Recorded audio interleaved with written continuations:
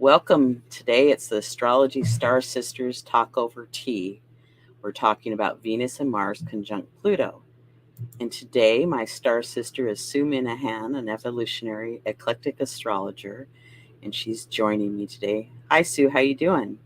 Wonderful. Thank you so much, Liz. I am really delighted and thrilled. It's a great topic, and I love being with you. Great. So we'll get right to it. So to connect with Sue, you can reach her at talkcosmos.com, and her email address is sueminahanastrology@gmail. And you can reach me, Elizabeth Liz Muschett, at alightpath.com or Liz at alightpath. So here's a little bit about Sue. She's the founder of Talk Cosmos, and that radio show and YouTube, Facebook podcast has been going since 2018. It's weekly conversations, awakening consciousness. Again, she's an eclectic evolutionary astrologer, consultant, and lecturer, and a graduate of the Dwarf Planet University. And she holds an associate's degree in fine arts and an associate's in fine arts music and a certificate of fine art jazz. And I'm Elizabeth Liz Muschett. I'm an author, an astrologer, intuitive, numerologist, and tarotist.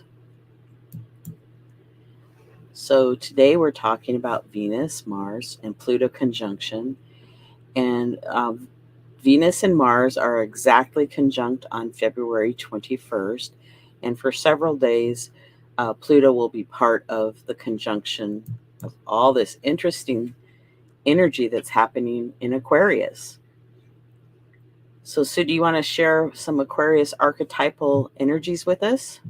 It's a fascinating archetype, and thank you, Liz, because it is really of air, but joins many parts. It's who is in my community and what community do I want to be part of?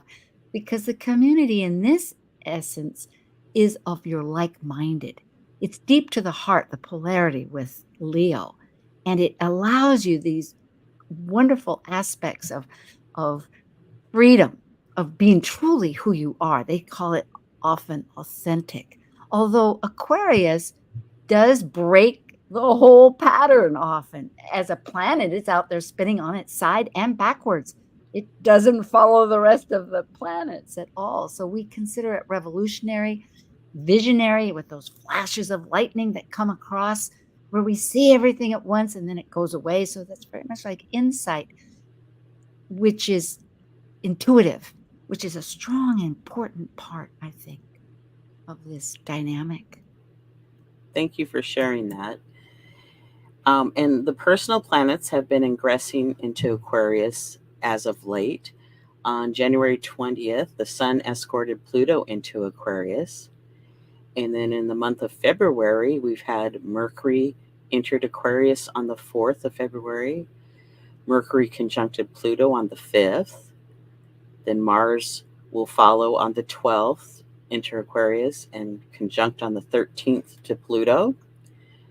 Then Venus enters Aquarius on the 16th and conjuncts Pluto on the 17th. And Venus conjunct Mars will be exact on the 21st. So here we have a chart for the Mars conjunct Pluto on February 13th. And Pluto and Mars are brothers. Would you like to say In anything about that, Sue? in astrology, yes, Pluto and Mars. Their names in Greek was Ares, Ares, and Hades, the underground. And for a while, Pluto was the only ruler of Scorpio. No, Mars ruled both Scorpio and that's what I'm trying to say. Pardon that. But they both, in other words, Mars ruled Scorpio. And once Pluto came in 1930 and became that designated modern ruler of Scorpio, so that they both co rule, the point being that Mars, it being a brother, lets Pluto know how to act that's for soul growth, for changes. So they're both very much change makers, activations, and on different platforms perhaps, but they both work in that relationship. There's other ways perhaps that you might have been thinking of. I don't know. Well, Mars is the courage, and Pluto is like the soul. So the courageous soul, and in Aquarius to be uniquely you. So lots of times society puts pressure, or you've been raised in a certain environment and you try to go by their norms. And now it's like time to kind of stretch and be more who you are. With Aquarian, absolutely. Yeah, from Capricorn to Aquarius, yes. And then Venus is conjunct Pluto on February 17th. And so now the energy changes because Venus is more about love and our values and our desires, with Pluto of the soul. So um, it kind of moves from a masculine energy to a feminine energy. So even though Mars is still within range of being conjunct, because for most of the month they're conjunct close to Well, each other. I like this idea of action. Mars is first in this case. So there's an action, there's a choice. You go ahead. Very a seed moment with of great change with Pluto for our soul, and then Venus comes in with our values and what we're attracted to, and that magnifies how we will approach with our magnetism. And then 246 years ago was the last time that Pluto and Venus conjuncted at 0 degrees Aquarius. So it kind of sets up, even though they've been conjunct in Aquarius, but not at 0 degrees Aquarius, because the 0 degrees is like a seed point.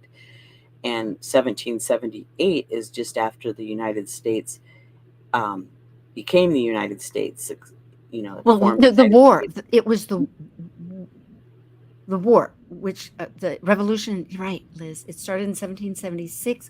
The war went on for about 6 years.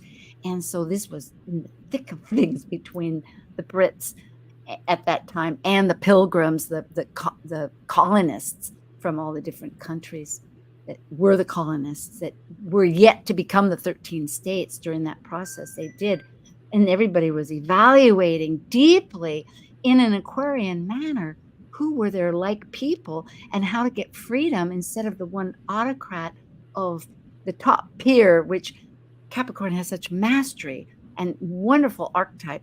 But yet, in this case, these people wanted to have the freedom of many choices.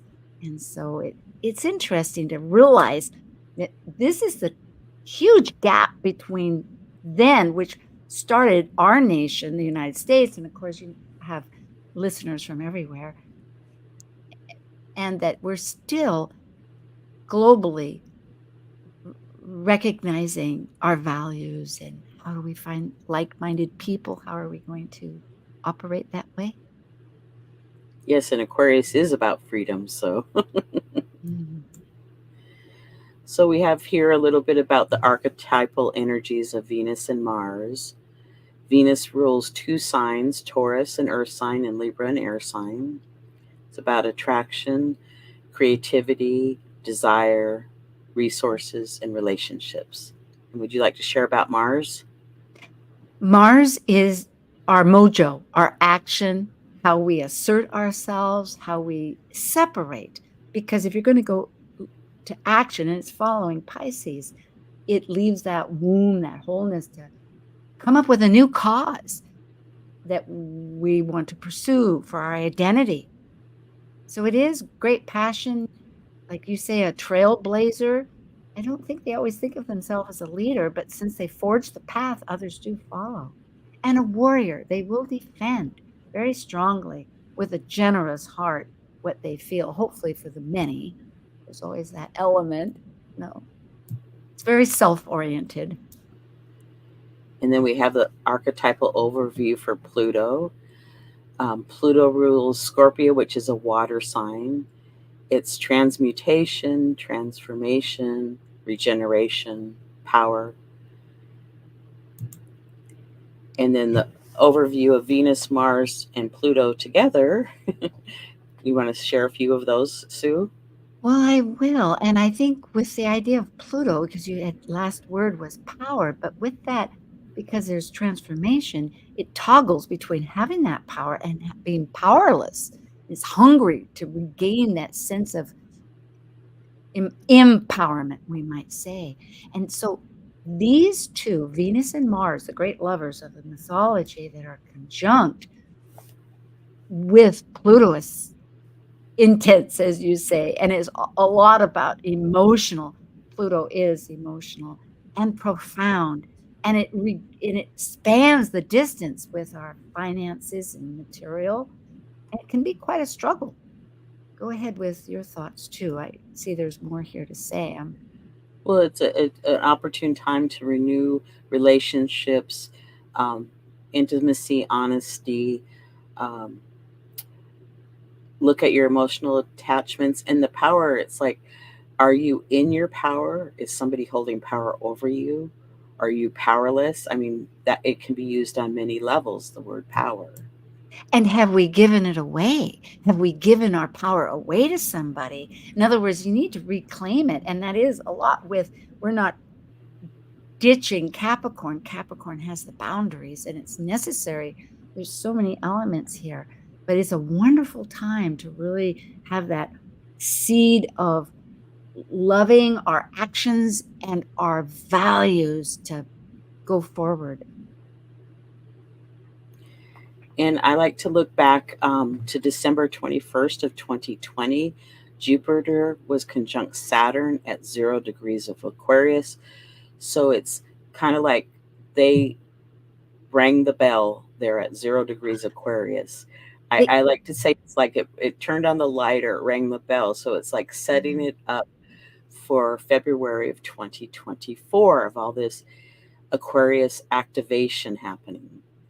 it is wonderful to bring that up because it does stimulate that same degree.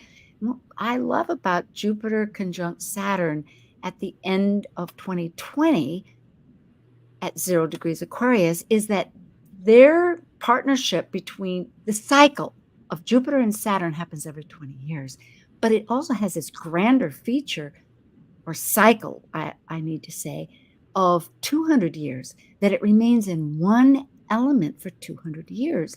And it is entering air, which is a totally different energetic consciousness than Earth. And I must say that the second to the last conjunction is always the upcoming element. So in the 1980 approximately, it was in Libra, but since then for 200 years, and the last one in year 2000 has been in Earth, and it's a huge shift. Just think about it, from Earth to air. One is material and one's the thoughts. They're actually related, but it's quite a transformation. So it's quite involved.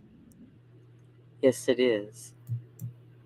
And then here, if you want to stop the recording or the YouTube channel to see the other dates when Pluto ingressed or planets ingressed into Aquarius, I have those for you for 2020 to 20 February of 2023. And then here's just a review of in 2024 the planets as they ingressed into Aquarius. The Sun and Pluto on January 20th. Mercury entered Aquarius on the 4th or 5th, depending on where you are in the world. And Mars entered Aquarius on the 12th or 13th, or will enter. And Venus enters Aquarius on the 16th. So this Venus Mars Pluto conjunction is a new phase. These planets are a new phase, new beginning to each other. So it's a really amazing triple power surge. It's time to try new things and take a chance. Would you like to add to that, Sue? Yes, this triple power surge is really what has been brought to my attention. Um, and also through a talk with Kristen Fontana, is that this is the only time that, if I understand it, that Venus and Mars, that this conjunction is going to be for the next 20 years during, it's a seed moment. This is really powerful as a new beginning and phase to get our authentic self moving and towards how we're going to progress, and what comes up for us is important. Like, jot down what impressions we have. Like, here, I'm so thankful. I just love this opportunity to get together with you, Liz, and expound on these choices that you're bringing up, which is a wonderful study of our soul, how we're going to move forward.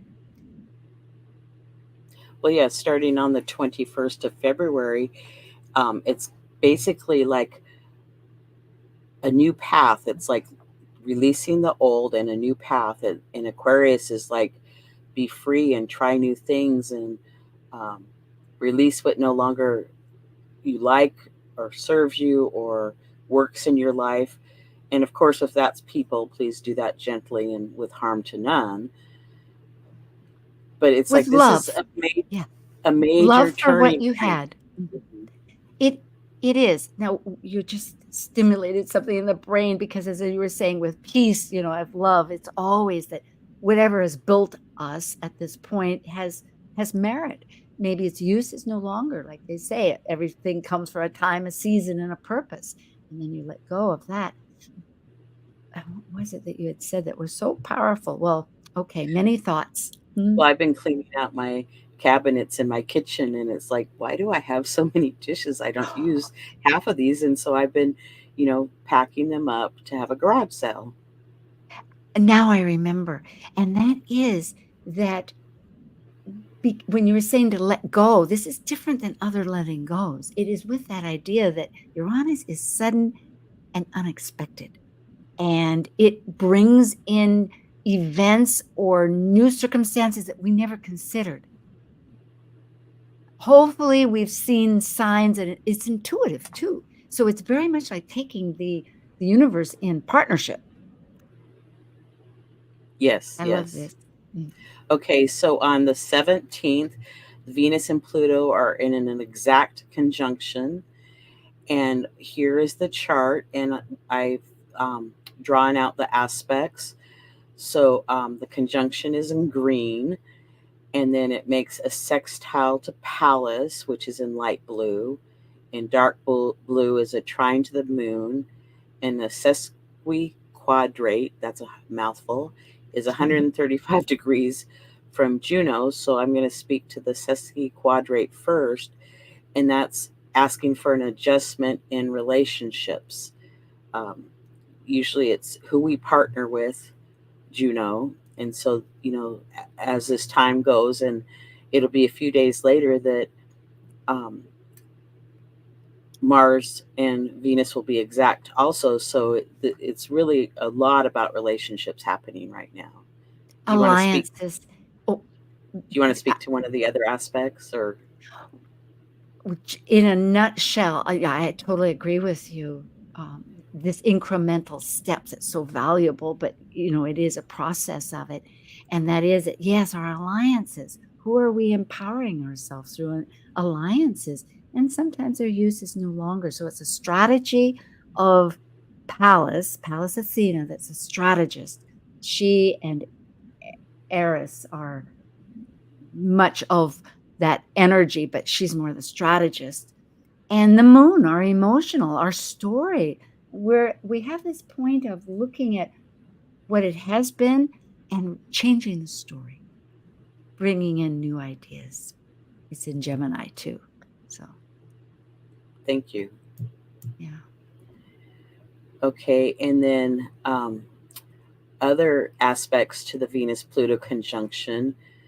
We in red we have a T square with Mercury to the ascendant and to Uranus, and T squares are adjustment and change needs to happen. So watch what you want to say, if you're heated and upset, is this the right time to communicate? It might be, but you might want to take a breath for a few moments or a quick walk or turn around or something. Wise.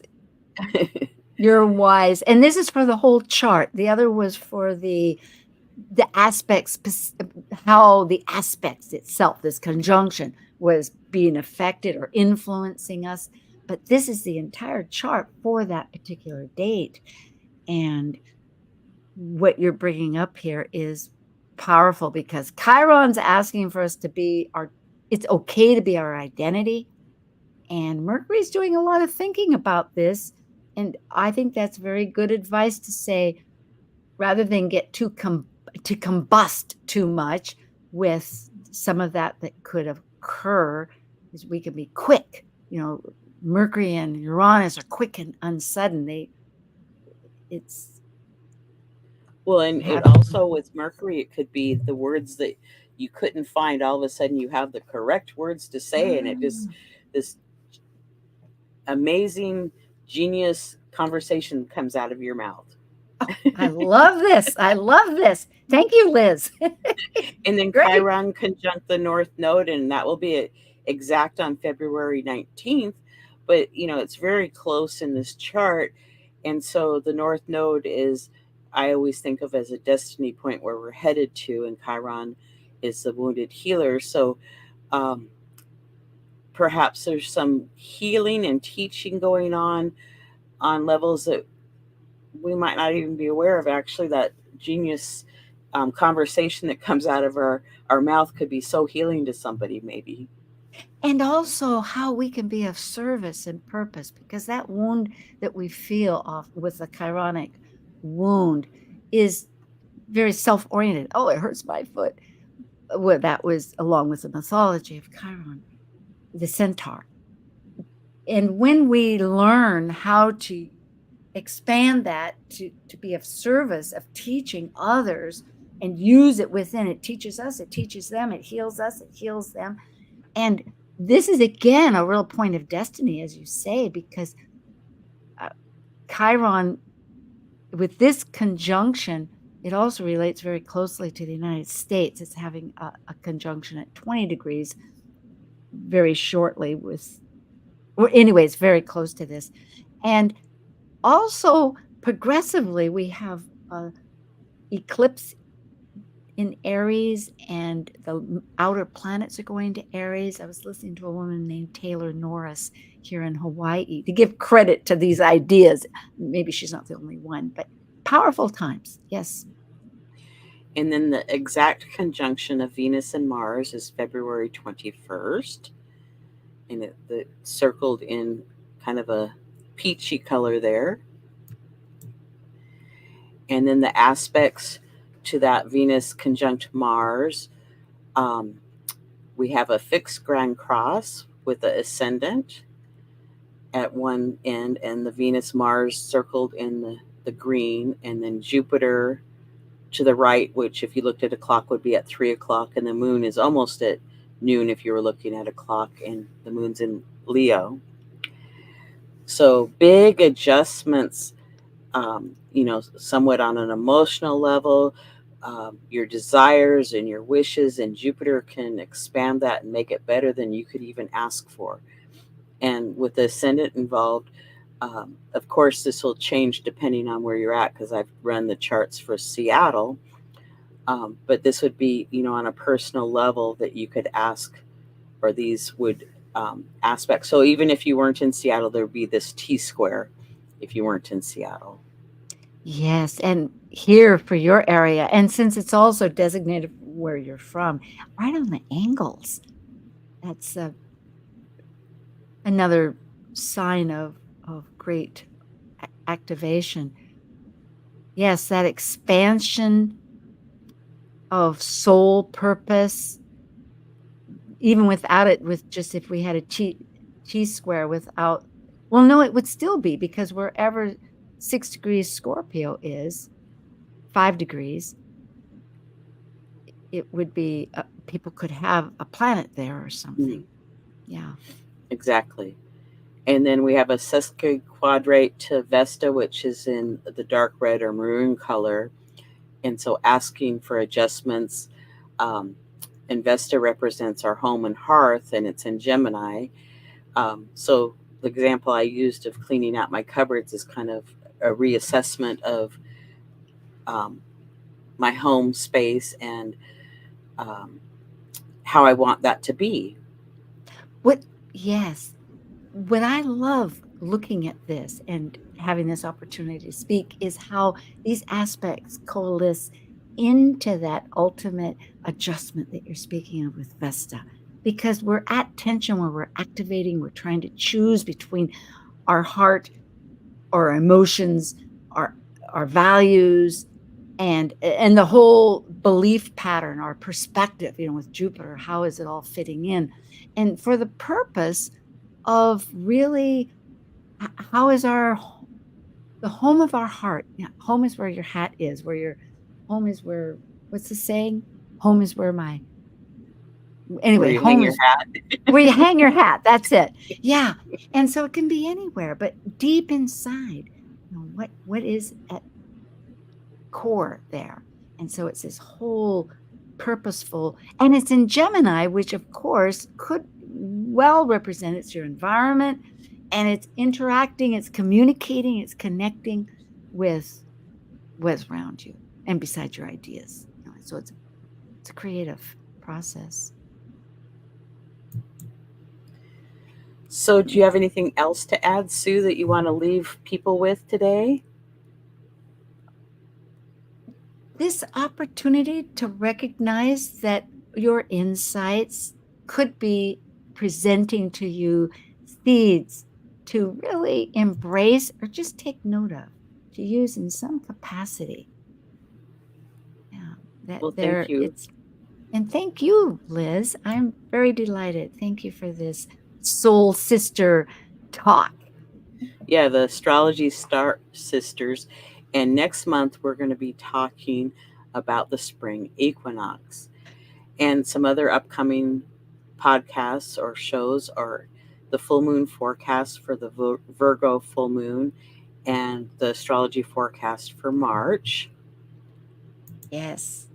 So come back next month and enjoy us and share time with us. And Another new year. here's Sue's information.